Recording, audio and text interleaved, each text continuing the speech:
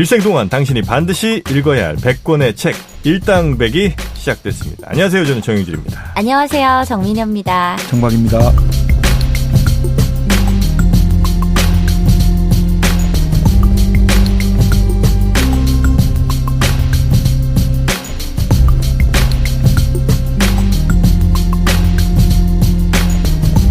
저희가 이제 지난 시간에 이어서 로렌츠가 쓴 콜라드 로렌츠죠? 네. 로렌츠가 쓴 솔로몬의 반지, 솔로몬 왕의 반지라는 책을 읽고 있고요. 지난 시간에 저희가 이 책의 개괄적인 이야기 그리고 개 얘기를 좀 많이 했습니다. 근데 너무 많이 했지. 개 얘기가 좀 많이 됐는데 어쨌든 개가 우리 주변에 제일 많으니까 이제는 이제 개 말고 다른 동물들도 과연 이게 커뮤니케이션이 개는 그래도 워낙 이제 인간들이랑 친했으니까 네. 그리고 또 같이 지내니까 조금 뭐 커뮤니케이션이 가능하다.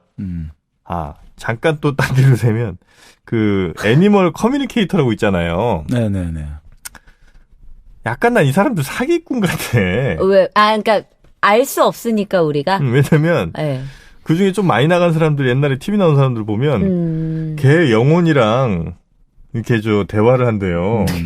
그래서 개 사진을 보여줘. 네. 개 사진을 딱 보여주면 그 아줌마가 막 이렇게 커뮤니케이션 합니다. 그러고 나서 지금 우리 주인분 오히려 걱정하고 있다고 개가. 개가? 네.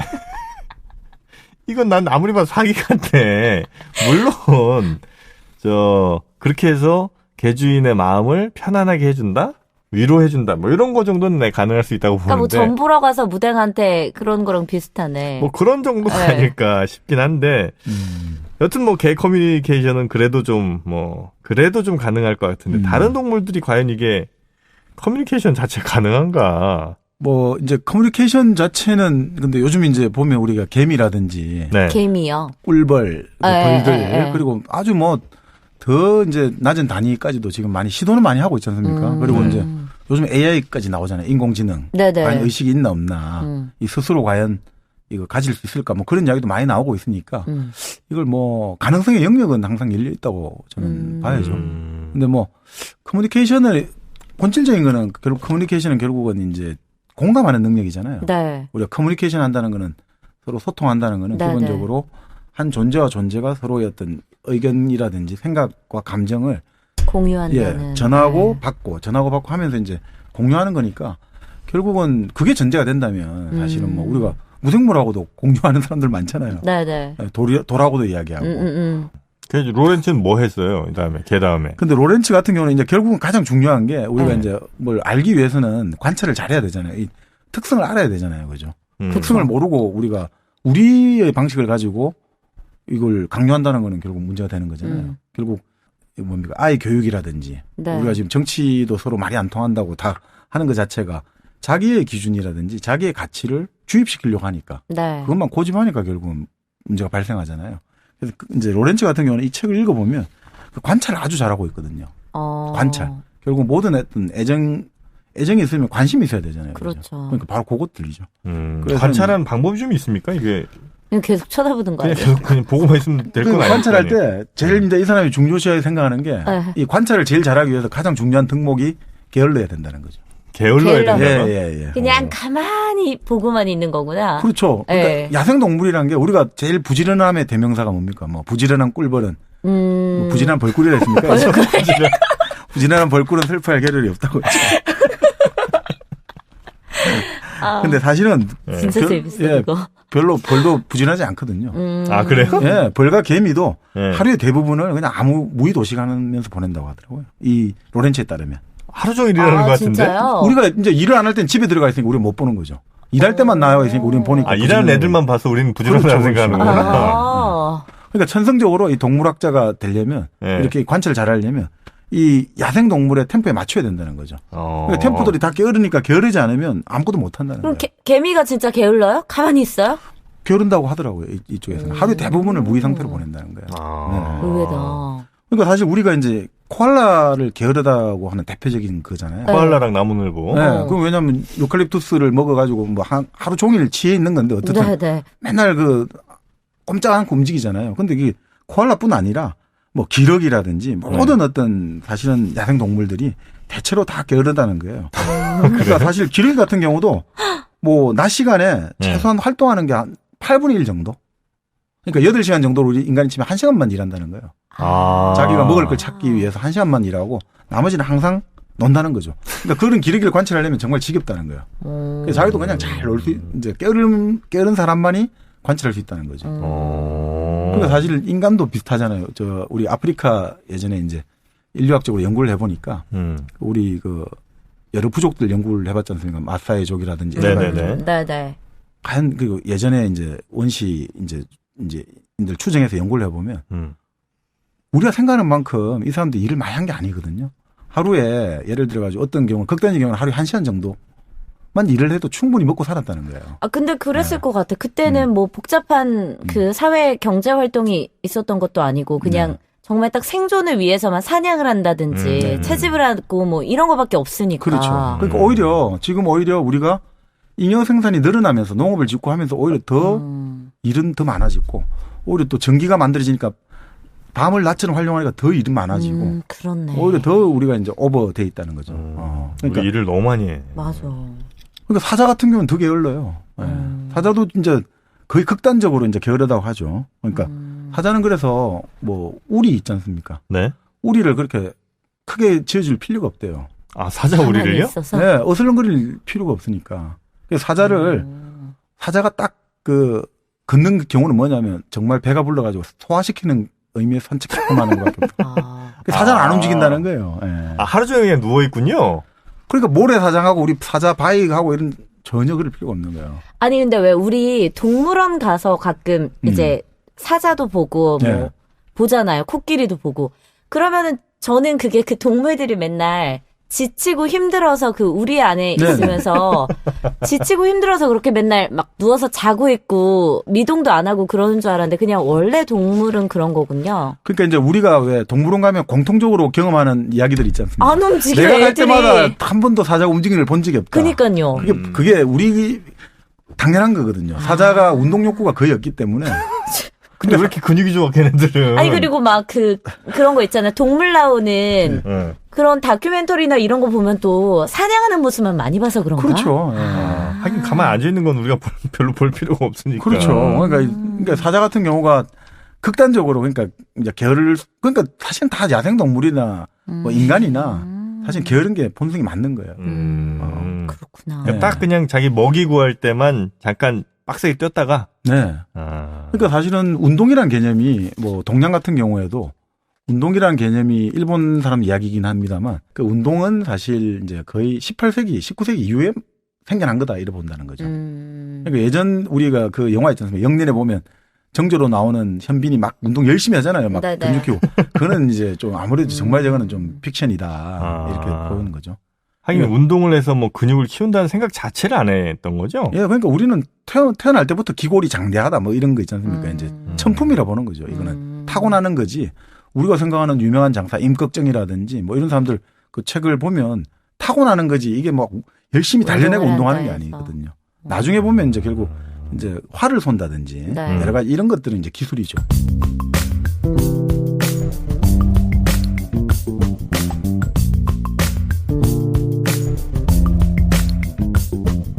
솔로몬의 반지에 이제 로렌츠 같은 경우도 자기가 이제 동물을 뱀 같은 걸 키워야 되잖아요. 네. 큰 뱀을.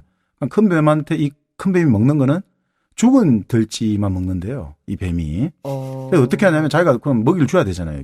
뱀을 이제 관찰하고. 뱀도 키워서요? 네, 뱀도 키웠습니다. 대단하다. 모든 동물을 그러니까 이 사람은 노아의 방주하고 똑같았죠. 지금. 네. 모든 동물을 다 키웠던 거죠. 그런데 그 뱀에게 먹이를 주려고 어떻게 했냐면 그 들쥐들 있지 않습니까? 들쥐를 가지고 가장 들쥐를 고통 없이 죽이는 방법이 들쥐를 들어가 꼬리를 잡고 그냥 땅바닥에 새기질을 하는 거예요. 그래야지 단순히 죽는다는 거예요, 사실은. 아니, 동물은 사랑한다면서 들쥐는 그렇게 죽여. 그러니까 이게 참 딜레마인데, 근데 이 뱀을 키워야 되잖아요. 뱀도 사랑을 해야 되잖아요. 뱀도. 그러니까 그 결국 뭐냐면 가장 그러니까 이게 이야기 딴 데 흘러갔습니다. 그러니까 결국 싸움도 그렇고 이런 것들이 딱 멱살 잡고 이걸 꼼짝 못하면 결국 안 되는 거거든요. 그러니까 이거 여기에서 뭐 기술이나 이런 걸 하더라도 근본적인 힘의 차이들 있잖아요. 그런 거가 이거죠. 자, 그래서 이제 다른 동물 뭐 하냐 하니까. 예, 그렇죠. 그래서 이제 가장 이제 재미있는 게 이제 우리가 이제 이 솔로몬 콜라드 로렌츠에 따르면 네. 집안에 가장 생기가 있고 네. 여러 가지 이제 우리가 이제 자연의 한 조각을 정말 집에 넣고 싶으면 이 사람이 주장하는 게 수족관을 집에 탁 가져다라 이거죠. 수족관이요? 예, 예. 우리가 집안에 이제 수족관에 이제 물고기라든지 여러 가지 수생 네. 동물을 키우면 수생 식물도 자라지만 이게 정말 자연을 집안에 넣고 싶다. 이럴 때는 이제 이 사람이 수족관 이걸 한번 설치하라 이렇게 권하거든요. 왜요? 그게 이제 그만큼 이제 이 그 수조에서 식물과 동물들이 어울려가지고 하나의 완벽한 생태계를 구현한다 이거죠. 그래서 한번 완벽한 자연은 연못이지만 연못을 집에 못 들어오니까 그 연못 닮은 수족관 한번 해라 이렇게 하는 거죠. 그럼 물고기도 분석을 했을 거 아니에요? 그렇죠. 그래서 어떤 이제 커뮤니케이션을 해요? 물고기랑? 물고기랑은? 커뮤니케이션보다 여기서는 이 사람은 이제 관찰을 먼저 하니까. 물고기를 관찰. 그렇죠. 이제 이 생존 경쟁에 가장 무자비한 생존 경쟁이 펼치는 데가 알고 보니까 수족관이더라는 거예요. 그 대표적인 게 우리가 생각할 때 가장 잔인한 동물 하면 뭐 호랑이, 사자, 늑대, 상어 이런 거 생각하지 않습니까? 근데 로렌츠 같은 경우는 자기가 수족관을 관찰해 보니까 가장 이 세상에서 자기가 관찰한 가장 잔인한 동물은 물방개 유충이라는 거예요. 물방개 유충? 예. 그 물방개 유충. 예, 그 새끼죠. 물방개 유충. 길이가 한 6cm 정도 되는. 그게 커요? 아주, 커요. 예, 진짜. 유충이는. 유선행은 날씬한 곤충이랍니다. 근데 여기 이 물방개 유충만큼 잔인한 동물을 자기는 본 적이 어떻게 없어요. 잔인한데요? 그러니까 여기가 특히 이제 제가 책을 보니까 집게 모양 특이 돼 있더라고요. 네. 그래서 이 사냥감이 딱 나타나잖아요. 네. 사냥감이 나타나면 이 사냥감 밑을 파고 들어가지고 머리를 딱 위로 치켜 들어가지고 이 턱과 턱 여기 이 사이로 탁 분리해요? 이거를 이제 분리라기보다 못 나가게 이제 딱 잠궈버리는 거예요. 네. 자, 그런 다음에 이 집게 턱을 가지고 어떻게 되냐면 턱이 약간 이제 이게 일종의 주사기처럼 돼 있는 거예요. 그래서 상대방에 딱 이제 꽂잖아요. 이 턱을 네. 가지고 꽂으면 일종의 이 턱을 통해서 뭐냐면 쫙 안에 독소 우리가 말하는 유독액을 투입을 하거든요. 그러면 상대 짐승, 상대 이제 물고기라는 이 짐승의 내장이 다 녹아버려요. 그러니까 유독액을 넣어가 내장을 다 녹인 다음에 그 녹인 내장을 샥 빨아들이가 먹는 거예요. 독거미네, 독거미. 일종의 그러니까 우리 동방불패 영화 보면 흡승대법이라는 거 있죠. 사람을 딱 잡아가지고 이 사람의 진기를 샥 다 빨아가니까 사람이 완전 가죽만 남는. 이게 바로 물방개 유충이 바로 그런 동방불패 나오는 그 흡승대법의 완전히 이제 최고 달인들인 거죠. 물방개. 네. 그 속이 그 집게가 턱까지 생긴 집게가 속이 비어가지고 그게 딱 그쪽으로 이제 유독액이 들어가서 녹인 다음에 그 안에 있는 그 내장을 다 녹여갖고 다 스프처럼 빨아들여 버려요. 그 다음에 탁 놔주면 얘들이 이제 이 사냥감은 완전히 껍질만 남아가지고 허물허물해져가고 탁 나가는 거죠.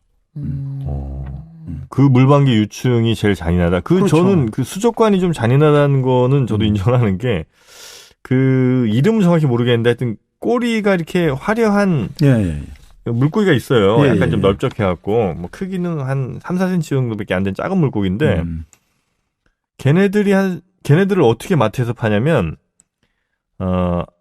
조그마한 컵 같은 거에다가 한 마리씩 팔아요. 그 막 몸을 다 펼 수도 없을 만큼 되게 작은 컵에다 팔거든요.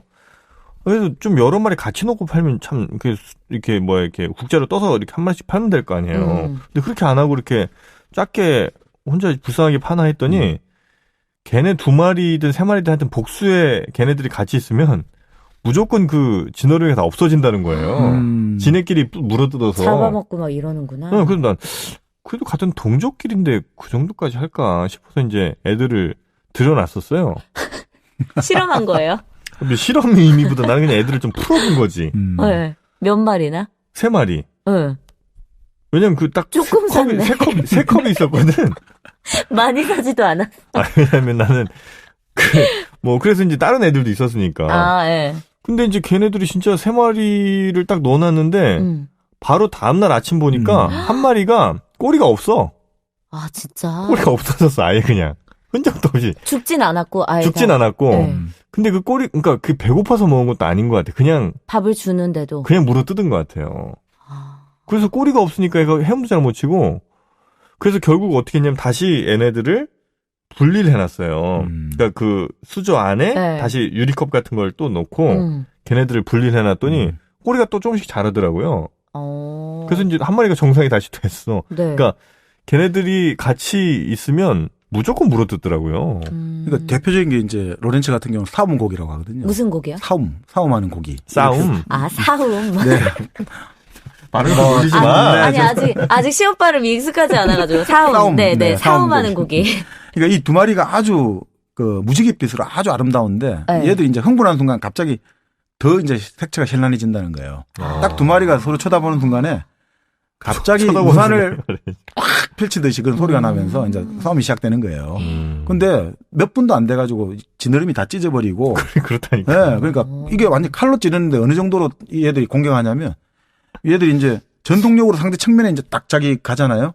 이게 잘못해서 수족관 유리벽을 치면 유리벽이 쿵 소리가 날 정도로. 그 작은 몇 센치밖에 안 되는 물고기가 그 정도로 세게 들이받는다. 에이, 거짓말. 아니, 여기. 진짜로요? 로렌츠가 뭐 거짓말 49년에 쓴 책인데 지금까지 거짓말해서 안 나오겠죠. 그렇게 힘이 센가, 물고기가? 가시고기 있죠. 우리 가시고기라는 소설이 있었잖아요. 네네네. 가시고기가 본래 이제 부성애를 상징하잖아요. 네. 그 소설을 보면 이제 그 주인공이 이제 암에 걸리고 자기가 아무것도 가진 거 없고 애가 네네. 병이 드니까 자기 이제 정말 눈을 팔아가지고 뭐 각막을 팔아가지고 돈을 대고 그러니까 가시고기는 이 자식을 위해서 모든 걸 준다 이런 건데 실제 이 가시고기가 상당히 무서운 놈들이거든요. 이 가시고기도 싸움을 하면 항상 자기 홈그라운드 가까이 싸움을 하려고 해요. 그러니까 자기 집 근처에 오면 이기다가 이제 얘가 도망치잖아요. 그럼 쫓아가는데 자기 집에 멀어지잖아요. 그럼 다시 또 얘가 공격해서 도망가고 계속 무한 루프가 되는 거예요. 그렇게 하다가 어느 순간에 정전되는데 이 가시고기 껍질이 얼마나 단단하냐면 해부용 메스로도 칼 자국이 안 난다는 거예요. 그 정도로 단단한 놈들이 싸움을 하니까 이게 장난이 아닌 거예요. 그러니까 이 물고기가 우리 생각에는 좀 굼뜨고 평화로워 보이고 뭐 이렇게 또 물 만난 고기가 되게 건강하다는데 이런 속성이 상당히 잘못된 게 많다는 거예요. 물고기야말로 전염병이 아주 약해가지고 이 건강이 아주 약하고 또 물고기야말로 이게 정말 공격성이 엄청나게 발전해 있는 거죠. 네. 우리 정황님은 아이들한테 이런 동물을 직접 키워볼 혹은 뭐 이렇게 가까이서 관찰해볼 기회들을 좀 주시는 편이에요? 아니 그래도 강아지. 강아지. 지금 키우세요? 아니 뭐 애는 같이 저희 이제 애가 저희 이제 장모님하고 같이 이렇게 집 근처에 살고 있는데 그 장모님 집에 이제 잡종 강아지 하고 같이 잘 놀고 있죠. 예. 그 참 내가 얼마 전에 인터넷에서 봤는데 또 개 얘기래. 정말 애견인. 잡종이야말로 진짜 건강하다는 거예요. 순종일수록 취약한 건가? 취약하기도 하고 유전적으로 굉장히 열등한 존재이고 정상적으로 살아갈 수가 없대요. 근데 그 증거 비슷한 게 하나가 불독이잖아요. 불독. 네네. 한 50년 전에 불독은 지금 불독처럼 생기지도 않았대. 계속해서 종개량을 해서 지금 이렇게 생긴 거지. 우리가 지금 아는 불독. 지금 아는 불독은 뭐 어깨 크고 머리 크고 막 이러잖아요. 이 불독은 그래서 자연 출산을 못 해요. 그러면요? 100% 다 수술해서만 날 수 있어요. 머리가 하도 커서 못 나와. 새끼인데. 그래서 제가 있던 부천 집에 세준 사람도 개 키우는 사람이거든요. 네. 왜냐면 이제 거기 개 키우기 좋아서. 그 사람이 불독을 키워요. 그 사람은 또 쇼독을 키운대. 되게 이제 좀 비싼 개죠. 근데 그런 개일수록 계속해서 이제 불독이, 그러니까 순혈을 되게 중요시 하잖아요. 그래서 그렇게 뭐 순혈에 이렇게 키울수록 각종 질병에도 취약하고 뭐 당연히 이제 뭐 출산도 못 하고 그러니까 정상적인 그 생태계 유지가 안 되는 걔네들은 만약 걔네들끼리 있으면 아예 그냥 대가 끊어지는 거예요. 왜냐면 애를 못 낳으니까 다 죽으니까. 그러니까 지금 우리가 지금 키우고 있는 순종이라고 하는 개들은 어느 정도 다 섞인 거구나. 아니지. 다 문제가 있다는 거예요. 순종인 개들은? 순종일수록. 네. 그러니까 인간의 어떤 욕구에 부응해가지고 이 동물을 인위적으로 자꾸 교배를 시키고 그렇게 만들다 보니까 저도 이제 시추 같은 경우도 보니까 이 시추가 대부분 무릎 관절에 문제가 있거든요. 사실 그렇게 만들어 놓은 거예요. 이렇게 강아지들을 똥똥하게 만들고 이러다 보니까 운동을 제대로 못하게 만들고 구조 자체가 그래 되니까 이게 사실 인간 입맛에 맞게 동물을 변형을 하고 이러다 보니까 이게 사실 지금 말한 그런 문제가 발생하는 거죠. 닥스훈트도 왜 키 작고 허리는 되게 길잖아요. 점점 긴 애들로 만든 거예요. 그게 애들이 보기에 독특하고 재밌고 뭐 귀여우니까. 특성이 될 수 있으니까 그렇게 되는 거구나. 근데 이건 정상적인 모습이 아니라는 거지. 그래서 뭐 하여튼 동물학자는 무조건 개는 잡종, 우리가 흔히 얘기하는 잡종. 네네. 그 잡종이 제일 건강하다는 거예요. 아. 자연스럽게 이렇게 지들끼리 막 교배되고 하는 것들이. 그래서 저도 지금 이제 리트리버를 키우고 있습니다만 크기만 맞으면 다른 애들이랑 이제 키울까 생각하고 있어요.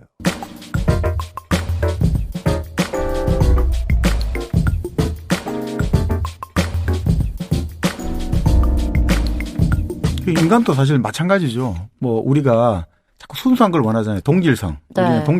우리 같은 종교 믿는 사람끼리 말을 만들고 나라를 만들자. 네. 아니면 같은 인종끼리만 만들자. 이런 흐름이 뭐 옛날부터 지금도 계속 있지 않습니까? 이민 못하게 지금 미국 막고 하듯이. 근데 그렇게 할수록 그 나라 망하거든요. 스페인이 예전에 이제 그 레콘키스타 해가지고 이제 예전에 이슬람이 지배하고 있었잖아요. 그러다가 이제 우리가 아는 뭐 이사벨라 여왕하고 페르디난드 왕이 합쳐가지고 이제 이베리아 반도를 통일했잖아요. 그 상태에서 이제 기독교, 가톨릭을 완전히 모든 것들을 국교화하면서 유태인들을 다 쫓아내게 됐거든요. 네. 그러니까 유태인들 갈 데가 없잖아요. 이렇게 그 지금까지 살던 데 쫓아나니까. 그쵸. 그걸 받아들인 데가 지금의 네덜란드 쪽이거든요. 그러니까 이 사람들을 받아들인 네덜란드에서는 이제 정말 문화와 상업과 이런 게 꽃을 피고 네덜란드가 겨우 이제 정말 해상 강국이 돼버렸고 이들을 쫓아낸 스페인은 얼마 못 가서 다 망해버리죠, 그죠? 그러니까 사실 그런 거거든요. 이게 그 우리가 지금 그리스 같은 경우 있지 않습니까? 네네. 예전에 아테네가 완전히 지중해 네네. 왕자였지 않습니까? 패자였는데 그 아테네도 사실 별 볼 일 없는 항상 스파르타라든지 여러 나라에서 별 볼 일 없었는데 페리클레스라든지 이런 사람들이 솔론과 페리클레스의 개혁을 하면서 받아들이기 시작한 거예요. 여러 가지. 그러니까 어떻게 됩니까? 지중해의 모든 요즘 치면 글로벌 자본과 인재가 다 몰려 들어가니까 지금 우리가 생각하는 파르테논 신전이라든지 네네. 모든 역사적 유적과 건축물과 제도와 문화가 완전 꽃을 피우게 된 거거든요. 사실은 인간도 이런 것들이 뒤섞이면일수록 힘이 되는 거지. 계속 우리 종교, 우리 문화, 우리 민족 이렇게 해버리면 사실은 그건 자신 없는 그밖에 안 돼요. 여기서 생기는 근본적인 의문 하나가 있습니다. 뭐예요? 야, 이게 참 그러니까 이런 걸 폐부를 찌르는 질문이다? 뭐 이렇게 이제 평가하면 좋을 것 같은데. 누가 평가해줘? 그러니까 그렇게 다문화 새로운 것들을 이렇게 받아들이는 게 이제 네. 우리 인류 발전이 좋다는 거잖아요. 그 문화권이 굉장히 발달할 수 있고. 네, 혁신이 그렇죠. 예. 그럼 그걸 우리가 좋아해야 되는데 우리는 태생적으로 다른 것들을 싫어하는 것 같아요. 예를 들면 지금도 우린 뭐 이렇게 예를 들면 다문화 가정이나 뭐 이런 것들을 보면서 맞아. 조금 이렇게 좀 이렇게 차별하려고 그러고 원래는 그러면 안 되는 거잖아요. 네네. 그러니까 인류의 발전을 보더라도 그런 것들을 잘 받아들여야 우리가 더 좋아진다는 걸 우리가 경험적으로 혹은 유전자적으로 알고 있다면 그런 걸 받아들이는 거를 태생적으로 좋아해야 되는데 오히려 조금만 다르면 어떻게든 그 차이를 찾아내서 그걸 좀 이렇게 차별하고 떼어내려고 하고 뭐 그런 게 본능처럼 있지 않습니까? 근데 이제 그게 네. 오히려 우리가 그렇게 생각하잖아요. 만약 우리가 예전에 이제 우리 여기 황인종들이 네. 우리 조상들이 갑자기 서양 사람 눈 파랗고 머리 금빛이다 이런 사람 봤을 때 그럼 되게 공격적으로 났을까? 네. 아니면 어떻게 했을까 이런 의미를 가지잖아요. 근데 생각보다 인간에게 있어 가지고 가장 큰 전쟁은 동족 사이에서 나거든요. 비슷한 인종끼리 오히려 가장 싸움이 많이 나요. 아 그래요? 예, 왜냐하면 지금 우리가 이 세계에서 지금 가장 큰 분쟁이 역사적으로 가장 깊은 데 어디입니까? 이스라엘 쪽 지역이잖아요. 네네네. 사실 근데 거기 그 예수님이 썼던 말들이 있잖아요. 그 당시에는 아람어라는 건 바로 시리아 지방 지금도 있는. 네네. 그러니까 사실은 그 민족이 같다고 봐야 돼요. 우리가 셈족 함족 하는데 같은 거의 종족이에요. 같은 종족끼리 오히려 지금 몇천 년간 싸움 하고 그러니까 중동에 있는 그 나라들. 또 발칸반도. 발칸반도 지금 계속 1차 세계대전에 하였고 지금도 하였고 네. 끊임없이 싸움이 일어나지 않습니까? 우리가 예전 말했던 발칸반도. 그 지역의 종족들 사실 다 비슷해요. 그런데 오히려 인간들은 비슷할수록 서로 정체성이 섞이고 헷갈리잖아요.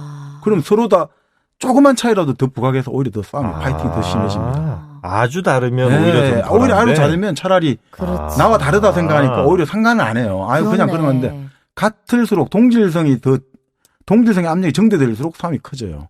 예를 들어서 제일 대표적인 영화 있죠. 아메리칸 사이코라고 나왔던. 그 영화 보면 안 봤죠. 진짜 명작이에요. 아메리칸 사이코? 남자 배우가 유명하잖아요. 그죠? 배트맨 나왔던 누구지? 배트맨 다크라 태양의 제국에. 크리스찬 베일? 크리스찬 베일. 그 크리스찬 베일이 아주 그 연기하는데 뉴욕에 그죠? 아주 이제 잘 나가는 애들이에요. 얘들이 다 비슷해요. 다 잘 나가고 집안 돈 많고 다 최고의 엘리트들. 그 얘들이 뭘 가지고 싸움하냐면 오늘 누가 더 멋진 명함을 이 자식이 더 멋진 디자인과 멋진 금박을 입었다. 그게 완전 미치는 거예요. 동질적인 집단에서 별거 아닌 그 사소한 행위가 사람을 죽고 죽이기까지 만드는 그렇게 돼버리거든요. 그렇지. 그러니까 나랑 비슷한 환경에 있으면서도 이 안에서 누가 더 나은지 그렇죠. 누가 더 별론지 이걸 가지고 서로 경쟁하고 겨루는 거지. 우리가 진짜 뭐 어디 기업 이런 사람들과 겨루지 않잖아요. 비교하지 않고 그냥 나랑 나의 다른 사람이라 생각하니까. 그러니까 제가 이제 사실은 지금 말씀대로 이거 우리가 왜 이제 그럼 인간과 인간 사이도 그렇게 하는데 왜 인간과 짐승에 기르는 게 중요하냐면 전혀 나와 지금 언어가 아니라 말이 아니라 다른 이게 정말 이게 경험한다는 그 능력 있죠. 그 커뮤니케이션 능력을 만약에 이게 우리 랭귀지가 아닌 이 짐승과도 교감하는 능력을 기른다면 이 사람은 어떤 다른 문화권에 가진 사람과도 교감하는 능력이 커질 수 있죠. 그러니까 짐승을 좋아하는 사람은 세계 어디를 가도 교감하는 능력이 아주 생존 능력이 저는 커진다고 봅니다. 그 어릴 때부터 그런 걸 노출되는 아이들일수록 다른 문화권에 가서도 적응을 잘할 가능성이 높다고 봐야죠. 그러니까 아주 중요한 이거 수단이 되는 거예요. 애들한테 영어 공부 가르치는 만큼 더 중요한. 그러니까 정민여가 생존력이 없는 거예요. 그런가? 아니 나는 오히려 그런 기회를 차단당해서 내 스스로 또 다른 방법을 찾아냈나? 그렇지. 그러니까 어렸을 때부터 아이들이 동물을 가까이 그리고 친근하게 지내는 거는 아이를 위해서도 대단히 좋은 일이군요. 그렇죠. 그러니까 공자님이 우리가 인간에게 가장 중요한 교양, 유계라고 했잖아요. 6가지 기술, 아트. 유계인데 그 예악, 사어, 서수라고 하거든요. 근데 그 중에서 어가 있어요. 어라는 것은 뭐냐 마차를 이제 모는 방법인데 마차를 모는 방법이에요. 예전에 그게 중요하다고 그랬어요? 예, 왜냐 그게 마차를 모는 게 누구냐 말이잖아요. 말과 교감을 해야지 마차를 잘 모을 수 있잖아요. 말을 컨트롤할 수 있어. 그 말과 커뮤니케이션하는 거예요. 예, 그 능력을 군자가 되기 위한 육의 하나다는 거예요. 공자님이 그런 말씀하셨어요? 예, 공자가 이제 논어에 보면 유계가 나오는데 예약 사서수인데 이 뭐냐면 그 재밌는 게 이런 거예요. 예라는 것은 뭐냐면 재래거든요. 죽은 사람과 커뮤니케이션하는 게 바로 예가 되고 악이라는 것은 음악을 통해서 우리 시간과 커뮤니케이션하는 거죠. 음악이라는 것은 시간 예술이잖아요. 시간이 흘러가야지 이걸 알 수 있는 거잖아요. 사라는 것은 활이잖아요. 내 몸의 신경과 근육과 커뮤니케이션하는 거죠. 내 감각과. 은은 말과 커뮤니케이션하는 거죠. 그러니까 이게 아주 중요한 그게 되는 거예요. 아니 그 6가지가 그 활 쏘는 것도 들어가요? 거기에? 예, 예악 사어 서수라 해가지고 예라는 것은 이제 재래. 예의라고 하는데 죽은 자와 커뮤니케이션은 제사 지내고 하는 방식. 유교에서 제일 중요한 게 제사 지내자. 죽은 자와 죽은 자를 어떻게 대접할 것인가에 따라서 산자와 커뮤니케이션 할 수 있는 거죠. 그다음에 악이라는 것은 음악을 들어야 되는 거죠. 음악을 들어야지 기본적으로 우리가 여민동락이라고 하죠. 요즘 우리 대통령이 어떤 의식에서 같이 뭘 듣고 하는 것들이 왜 그렇습니까? 이 같은 음악을 들으면서 우리가 같은 시간대에 같이 이 동질감을 느끼는 것들. 이게 되게 중요하거든요. 사라는 것은 결국 내 몸과 커뮤니케이션 하는 거죠. 화살을 쏜다는 것은 이게 상대하고 싸움하고 이런 경쟁하는 게 아니잖아요. 나와 이거는 해야 되고 내 거를 알아야 되잖아요. 그죠? 나를 컨트롤할 수 있는 것들. 그리고 이제 그 어라는 것은 말이 안 통하는 동물과 교감을 해가지고 능력을 키우지 않습니까? 그러니까 사실은 이제 우리 초원지대 유목민족들 같은 경우 말을 어릴 때부터 다루지 않습니까? 안장호 씨도 말을 타고. 그런 애들의 어떤 전투력이라는 게 우리가 단순하게 인간이 말을 만약에 타게 되면 이 전투력이 10명, 20명을 능가하거든요. 말을 탄 기병, 우리가 기병이라고 하죠. 그렇죠. 그만큼 이 말과 인간이 하나가 돼버리면, 혼연일체가 돼버리면 전투력이 수십 배로 증가해버리거든요. 정유라가 그렇잖아요. 정유라의 전투력이. 일당백이죠, 그죠? 걔는 하면 안 되지. 정유라는 굉장히 당당하대요, 보니까. 그러니까. 뭐, 당당한, 백그라운드가 당당하니까. 그리고 진짜 몰랐을 것 같아. 그냥 제 생각에는. 그래요? 네, 그냥 엄마가 뭐 그렇게 다 알아서 해주고 그러는데 내가 그런 것까지 신경 쓸 필요가 있을까? 적극적으로 하여튼 뭔가를 이렇게 범죄에 이렇게 가담할 필요 없이 그냥. 그냥 뭐 연애나 하고 애나 낳고 이러는 거지 뭐. 근데 이제 끼어났겠죠 뭐 이제 자기도 이제 살아야 되니까 이제 지켜야 되고 지켜야 될 뭐 많지 않겠습니까? 아니 어려서부터 그렇게 말이랑 커뮤니케이션 하는 애가 왜 그 모양인지 모르겠어요. 아니 그러니까 말하고 커뮤니케이션 한 게 아니고 저희가 보기에는 돈하고 커뮤니케이션 했겠죠. 그렇지. 그래요? 말은 바뀌었잖아요. 그래서 그러니까 자기 말이 아니고 맨날 뭐. 그럴 수도 있겠네. 그리고 원래 말을 했던 것도 아니잖아요. 그렇죠? 갑자기 중학교 때부터 했나요? 초등학교 뭐. 장시옷 그 언니가 하는 걸 보고서 또 말한다고. 말이 참 이게 불쌍한 동물이네요. 그죠? 이게 참 말이 본래는 인간의 힘을 가장 극대화시켜주는 동물이 말인데 이게 지금 와서는 무슨 돈벌이 수단이 되니까 참 안타깝네요. 그러니까 이게 돈 많은 사람들이 말을 그렇게 좋아한다고 하더라고요. 그래요, 맞아. 최고의 그러니까 돈은 많은 사람들이 있을지 몰라도 돈 많은데 어느 정도 스스로를 좀 약간 귀족처럼 이렇게 맞아. 만들려면 말이 있냐 없냐. 말을 탈 줄 아냐 뭐 말이랑 배. 그래. 요즘 배래 배. 맞아. 네, 요트 같은 거 하나 있어야 돼요. 요트. 그러니까 뭐 그런 이야기 있지 않습니까? 이제 국민 소득이 3,000달러쯤 되면 스키가 유행을 하게 되고 조금 더 가게 되면 이제 골프가 유행하게 되고 그 다음에 뭐 이제 요트가 유행하게 되고 돼서, 그런 식으로 이제 바뀐다 이런 거죠. 뭐.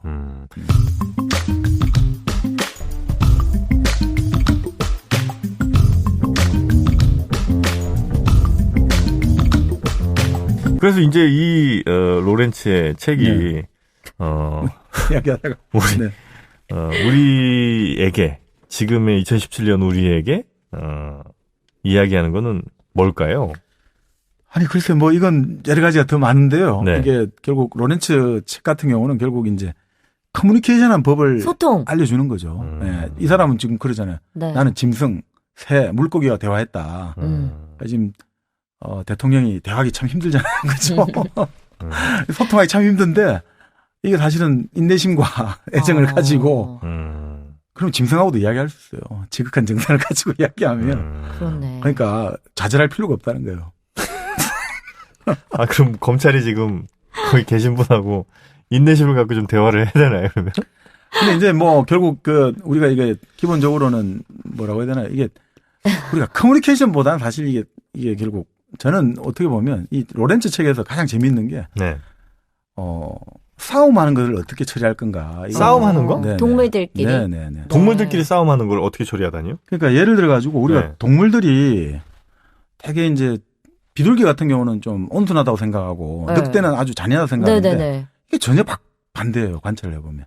아까 그 물고기. 네, 물고기처럼. 그 비둘기는 오히려 그 뭡니까 우리가 사랑과 평화의 상징이잖아요. 네네. 근데 비둘기를 2마리를 이제 회장 안에 넣었는데 이 로렌츠가 한 시간 있다 와 보니까 한 마리가 머리 여기 있잖아요. 여기 끝부터 꼬리 끝까지 털이 다 벗겨져 가지고 완전 이게 피부가 노출돼 가지고 계속 쪼고 있다는 거예요. 다른 비둘기가. 와. 제가 깜짝 놀랐다는데 보니까 이게 비둘기끼리 상에 붙었는데 이 비둘기가 치명타를 못 주잖아요. 이 부리가 약하니까. 한 번에 깃털 하나씩만 이제 딱 뽑는 거예요. 그러니까 깃털을 한 시간 동안 계속 다 뽑는 거예요.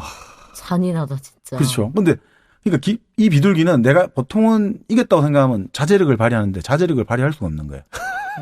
그냥 계속 괴롭히는 거예요. 근데 오히려 늑대 같은 경우는 우리 생각에 늑대는 한 방에 그냥 목줄을 몰아뜨리면 죽잖아요. 늑대 싸움하다가 잡히면 오히려 약자가 자기 목을 낸다는 거예요. 그러면 어떻게 되겠습니까? 이 승자가 죽고는 싶지만 그는 게임의 법칙에 어긋나는 거예요. 계속해서 이제 이거를 봐줘야 되는 거예요.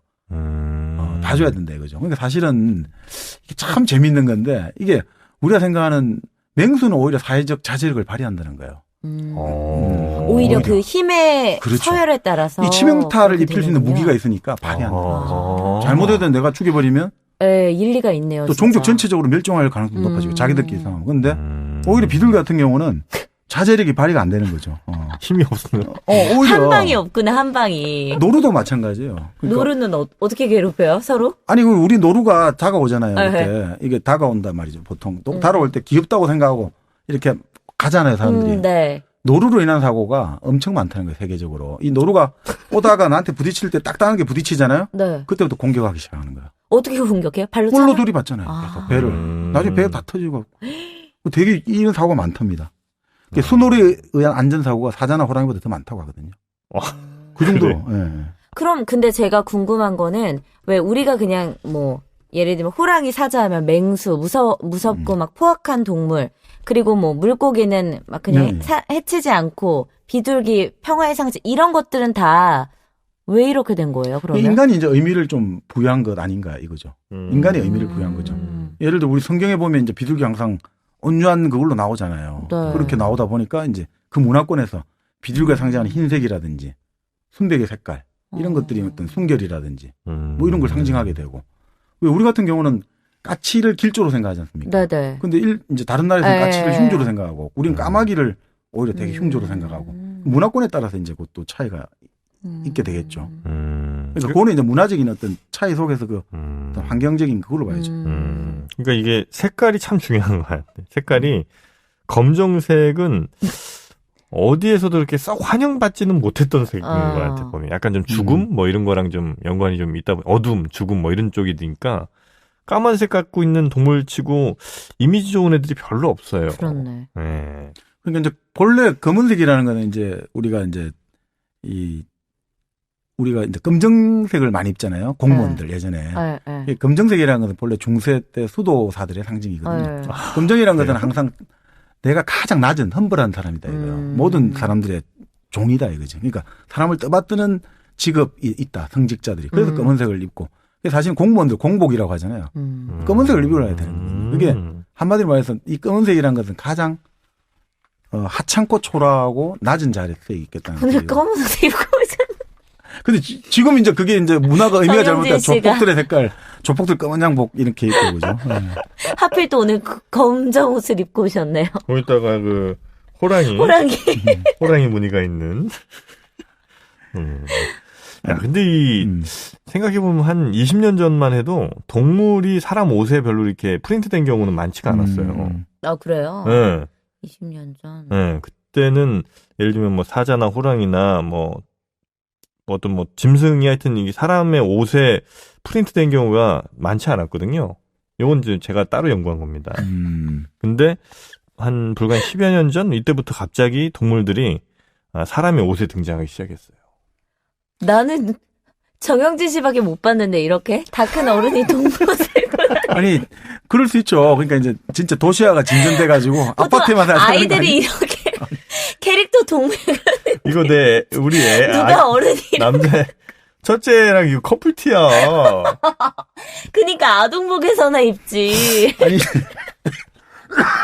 참나. 근데 뭐 만약에 동물 유행이 저렇게 유행한다면 뭐 그럴 수도 있겠네요. 진짜 이게 갈수록 아파트 생활도가 높아지고. 자, 그걸 분석한 겁니다. 아니 그러니까 그 자연에 대한 얘기가 될 수도 있죠. 네. 네. 자연에 대한 어떤 그리움이 있다니까요. 그러니까 왜 우리가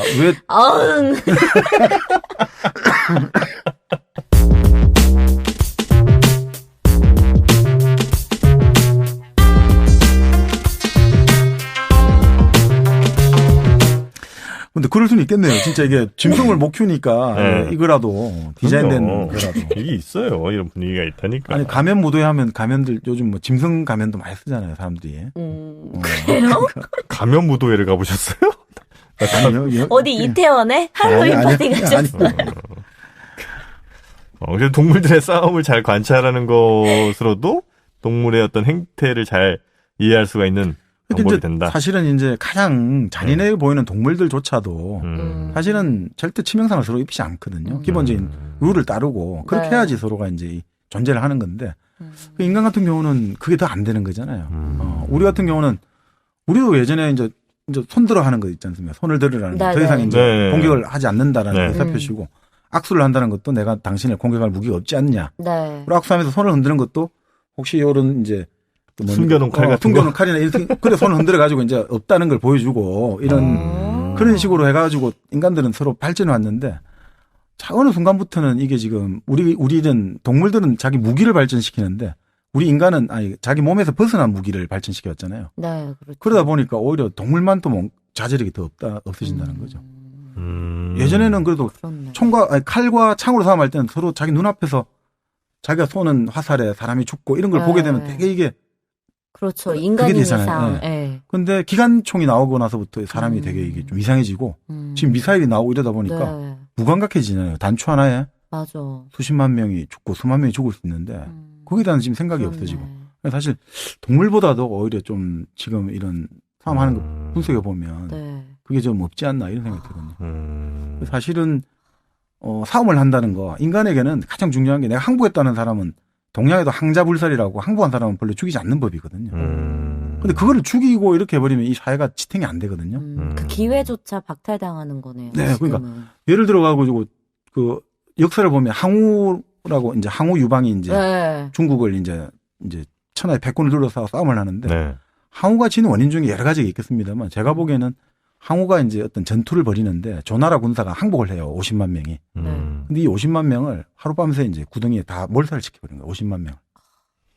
그러니까 항복한 사람을 죽이면 안 된다는 거는 몇천 년부터 내려왔던 동물의 어떤 이건 법칙에도 내려오는 건데 이거를 죽였다는 거는 천하의 이 민심을 다 잃어버리는 거 아니냐. 아무리 자기가 잘나고 그 한 사람도 그런 식으로 어떤 우리가 자기가 이제 항복하려고 손을 대는 거는 내 목숨을 당신에게 맡긴다. 처분권을 맡기는데 그거를 맡기는 거는 결국 건드리면 안 되는 건데 그거를 건드린다?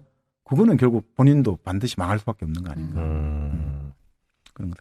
그래서 지난 정부에서 블랙리스트를 만들어갖고 문화인들을 공격하지 않았습니까? 그렇죠. 그러니까 이게 제일 문제가 되는 거죠. 이 블랙리스트를 만들고 가지고 이거는 기본적으로 게임의 법칙이 있지 않습니까? 그러니까 지원을 좀 안 할 수 있고 뭐 그거야 뭡니까 인간인 이상 그리고 뭐 그쪽에 정파인 이상 그거야 뭐 어쩌고 할 수 없는 그거는 뭐 이왕이면 그쪽에 주는 것 자체를 가지고 뭐라 하겠습니까? 근데 아예 그걸 원천적으로 이걸 리스트를 만들어 가지고 그 지원해서 배제한다는 거는 그는 이 정말 우리 동물 세계의 어떤 싸움을 하고 나서 이런 식으로 한다는 거는 동물만도 못하네. 그러니까 이게 결국 망하게 되잖아요. 간단합니다. 이거 이치는. 그러네요. 그러니까 사실은 요즘 이제 사회생물학이라는 거는 생물학적인 어떤 법칙이나 이치를 가지고 우리 사회 현상을 해석하거든요. 네. 사실 지금 봐도 사실 비슷해요.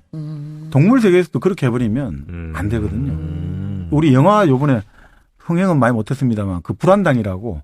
불한당이요? 예, 설경구 나오고 뭐 임시완이라는 둘이가 나오더라고요. 네. 그 영화를 보면 설경구가 조폭 거의 두목이에요. 네. 그리고 이제 임시완은 경찰인데 그 잠입한 거죠. 그렇죠. 뭐 그런 경우가 많지. 그렇죠. 네. 근데 거기서 그 이야기를 해요. 둘이 이제 속에. 딱 그걸 하다가 임시완이 이야기를 하거든요. 설경구는 아무도 못 믿는다. 나 엄마 아버지도 나를 죽이려 했기 때문에 난 아무도 못 믿는다. 그랬는데 임시완 딱 그 이야기 한단 말이에요.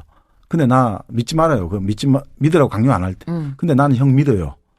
그 말들이 결국은 참 중요한 거거든요. 그리고 이 사람이 다 아는데 뭐 이야기를 하는데 너 그럼 나가서 같이 일을 해보자 할 때 임시완이 잠깐 하더니 사실 나 경찰이에요. 딱 그렇게 이야기하거든. 근데 그거는 여러 가지가 있지만 제가 이게 동물학적으로 해석해 보면 그건 자기 목을 갖다 바치는 거예요. 되는 거예요. 내 목을 무시해요. 물려면 물으라. 나 다 말해줄게. 근데 그러면 당신은 물지 않는다라는 본능적인 확신이 깔려 있는 거죠. 본능적 확신이. 그러니까 그 영화를 봐도 결국은 자기의 약점을 다 까발린 상대를 공격하고 자기에게 진 사람을 공격하는 것은 동물의 세계에서도 있을 수 없는 일이거든요.